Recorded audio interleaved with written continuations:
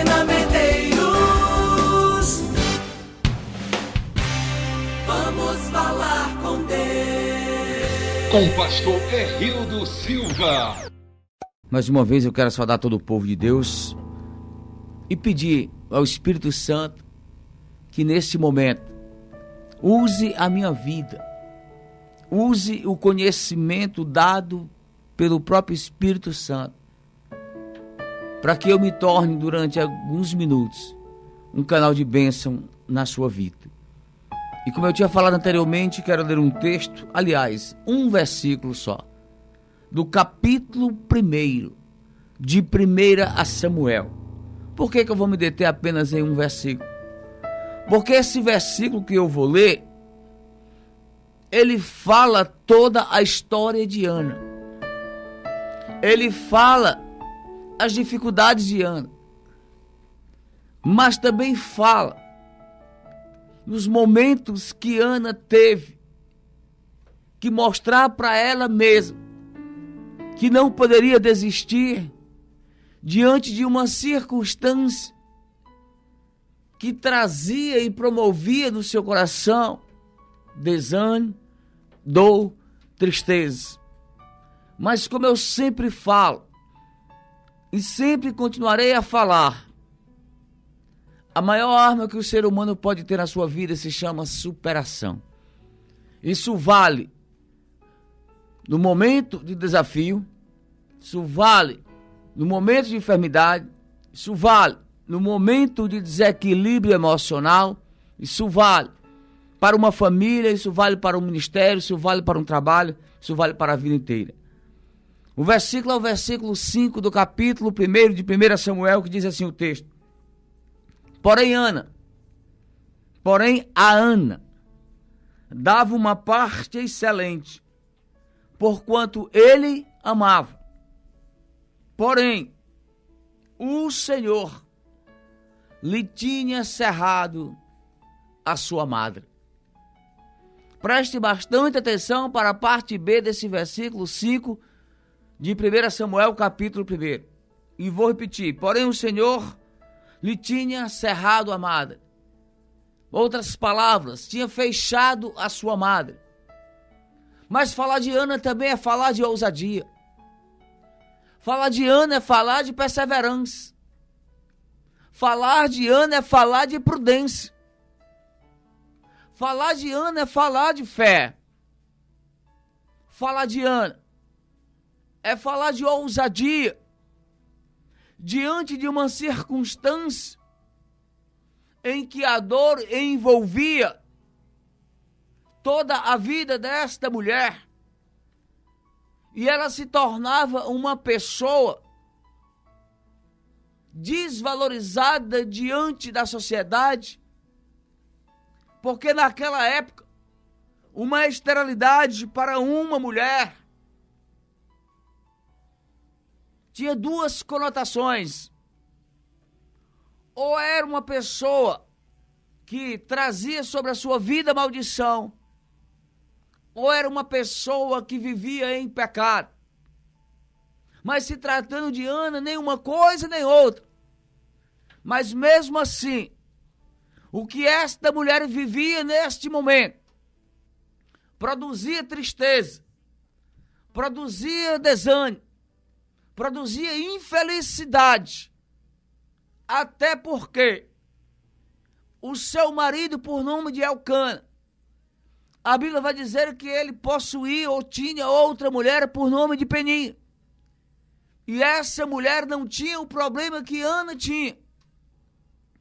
Talvez você esteja analisando neste momento a sua situação e até olhe para as pessoas que estão ao seu lado e você chegue a uma conclusão: como é que essa pessoa prospera e eu não prospero? Como é que essa pessoa é abençoada e eu não sou abençoado? Como é que essa pessoa é feliz e eu não sou feliz? Antes de continuar a falar de Ana, primeiro, no Salmo 37, Davi, em meio aos seus vendavais, em meio ao seu momento de turbulência, e de descredibilidade diante do momento atual que Davi vivia. Ele começa a murmurar, porque o ímpio prosperava, porque o ímpio tinha uma vida diferente que Davi tinha. E naquele momento Deus se apresenta a Davi, e Davi começa a refletir sobre suas próprias palavras, e Davi muda completamente o contexto da sua avaliação em cima do que ele mesmo estava vivendo, para que pudesse entender que nós que somos servos de Deus não vivemos nem os costumes nem as bases que o mundo vive para se sobressair ou para ter prosperidade em alguma área da sua vida. É ao contrário. Nós, como servos, vivemos da dependência do Senhor, independente de circunstâncias. Mas voltando aqui para Ana. Ana, existia algo na vida dela, que na vida de muitas pessoas é o maior motivo para levar o desânimo e a desistência de qualquer propósito, que era a humilhação. E Ana era uma mulher humilhada pela outra mulher do seu marido, por nome de Penina. É só olhar para o texto. No versículo 6, a Bíblia vai dizer: e a sua competidora excessivamente a irritava para a embravecer, porquanto o Senhor lhe tinha cerrado a sua madre. Querido, deixa eu dizer uma coisa para você. A vontade permissiva de Deus, ela está muito mais além do que os nossos desejos como ser humano. É por isso que muita gente sofre, porque não tem a capacidade de entender e administrar o que Deus quer realizar em nossas vidas. Porque o tempo de Deus ele é diferente. Não me pergunte ou não queira saber porque Deus cerrou a madre de Ana. Mas tudo que Deus faz, eu quero repetir, existe um grande propósito.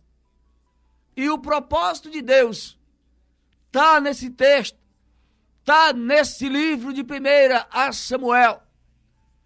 Quando vai terminar um período que poucas pessoas conhecem, Israel vivia uma grande derrota para os filisteus. A arca de Deus é perdida e roubada pelos filisteus. O sacerdócio interrompido pela morte de Eli. A glória do Senhor deixa o tabernáculo. Samuel começa a atuar como o último juiz e o primeiro na ordem dos profetas, trazendo avivamento a Israel, promovendo o retorno da arca e a derrota dos filisteus. Grave uma coisa: o tempo que Deus promove é um tempo de restauração. Deus esperou o tempo certo para abrir a madre de Ana.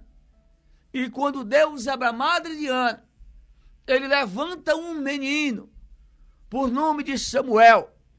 Porque a própria Ana, quando faz a sua última oração, antes de engravidar, ela fez uma aliança com Deus, dizendo: Senhor, se tu me deres um varão, eu consagrarei a ti, e esse te servirá para sempre. E foi justamente o que aconteceu com o jovem Samuel. Samuel é levantado em um momento que Israel precisava ter uma nova postura. Era um novo tempo para esta nação. E Israel, naquele momento, queridos, ele começa a viver um novo tempo de Deus para a sua vida, através da vida de Samuel. E Samuel, como primeiro profeta, é usado por Deus para levantar o primeiro rei, que foi Saul, para levantar o segundo rei, que foi Davi. E assim começou o ministério do grande Samuel. Entenda uma coisa que eu queria que você entendesse neste dia: os propósitos de Deus, eles fazem total diferença em nossas vidas. mesmo que você não esteja entendendo nada, mesmo que você esteja sofrendo, mesmo que você seja uma pessoa que sucessivamente é humilhada por alguma pessoa, eu queria que você gravasse neste dia. A melhor maneira que Deus tem para humilhar o nosso adversário é nos exaltando. O problema aqui de Ana é porque essa mulher é estéril, e essa esterilidade trazia desconforto na alma dessa mulher. Deus começa a mudar a história. Ana engravida de Samuel, mas Samuel não era apenas o final de uma história, era o começo de uma história, tanto para Israel, como também para esta família, que aqui tem a pessoa simbolizada na pessoa de Ana. É tanto, querido, que no capítulo 2, no versículo 21, o texto vai dizer: visitou, pois, o Senhor a Ana, e concebeu, e teve 3 filhos e 2 filhas, e o jovem Samuel crescia diante do Senhor. Olha para o texto e começa a fazer uma análise. Primeiro, essa mulher estéril, não tinha filho, era perseguida e humilhada pela sua rival. O seu marido sempre estava presente, amava Ana mais do que a sua mulher Penina, mas mesmo assim essa mulher tinha um vazio na alma. Deus começa a mudar a história. Ana engravida, mas era o começo do processo de Deus na vida dessa mulher. Grave o que eu vou dizer neste dia. O que Deus está fazendo na sua vida é o começo de um grande processo que vai te levar a uma grande conquista e uma grande exaltação. Louvado e glorificado seja o nome de Jesus. Para quem era estéril, essa mulher tem mais 3 filhos e 2 filhas. Com Samuel, são 6 filhos que Ana passa a ter. Imagine agora como a história começa a ser reescrita. Antes, uma mulher humilhada, uma mulher estéril, tida como maldição sobre a sua vida, ou pecado que essa mulher trazia da sua geração. E agora esta mulher passa a ser uma mãe de 6 filhos. Deixa eu dizer uma coisa para você. Neste dia, Deus está entrando com providência na tua vida. Deus está quebrando essa humilhação e está preparando o tempo da exaltação para que o nome do Senhor seja glorificado. Louvado seja o nome de Jesus. Eu não sei o que Deus vai fazer. Eu não sei como Deus vai fazer. E não sei quando Deus irá realizar. Mas uma coisa fique certa neste dia. Deus é presente na tua vida. Deus conhece a tua causa. Deus sabe o motivo que tem levado você a chorar muitas vezes. Dentro do seu próprio banheiro, no fundo do teu quintal, debaixo de uma árvore, vivendo um anonimato que a sociedade não conhece, que a tua família desconhece, que o teu cônjuge também não tem conhecimento, mas que o teu Deus tem o total conhecimento da verdade que você está vivendo. E nesse dia eu quero profetizar sobre a tua vida. Esse novo tempo de Deus está chegando. Por isso continue grávida ou grávido do processo e do projeto de Deus para a sua vida.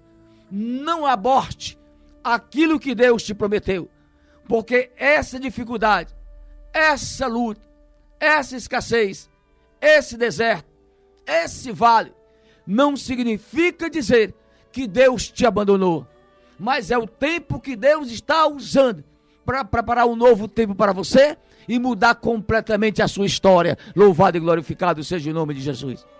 Espera mais um pouquinho, porque aqueles que te irritaram, aqueles que te humilharam, são eles que irão ver a transformação e a mudança de Deus da tua vida. Louvado e glorificado seja o nome do Senhor. Que Deus te abençoe nesse dia, que Deus possa te fortalecer, que Deus traga o ânimo de volta, que Deus fortaleça a tua fé e que você possa se dedicar como se dedicou esta mulher, na perseverança, na fé, na ousadia, não atentando para o que ela vivia, mas esperando aquilo que Deus poderia realizar na sua vida. Louvado e glorificado seja o nome de Jesus. Que Deus abençoe em Cristo Jesus, para a glória do nome do Senhor, que você se levante do marasmo que você vive ou está vivendo, para que Deus possa completar a obra na tua vida. Louvado seja o nome de Jesus. Amém e amém. Que Deus vos abençoe.